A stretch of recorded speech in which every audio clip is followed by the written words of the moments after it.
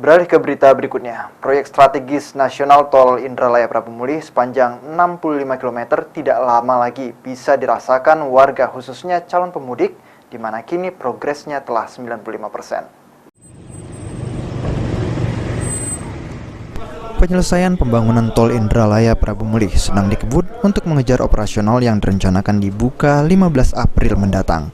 Koordinator lapangan subkontraktor Zona 4, Rido, mengatakan progres pengerjaan tol terutama di jalur kanan sudah mencapai 95%. Pihaknya saat ini sedang melakukan pengaspalan di 5 titik Zona 4. Selain itu, kontraktor juga melakukan pengerjaan siang dan malam agar jelang Lebaran satu jalur sudah bisa dilintasi untuk mudik. Terkait kendala, Korlap subkontraktor Zona 4 menyebut hanya terkendala jika saat hujan turun.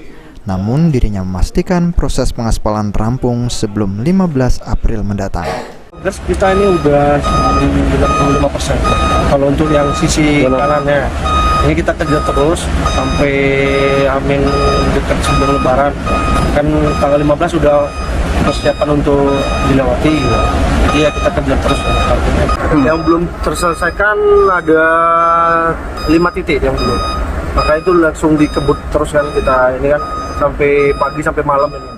Sebagai informasi, jalan tol Indralaya Prabu Mulih mulai dikerjakan sejak Juli 2019 dan memiliki main road sepanjang 65 km.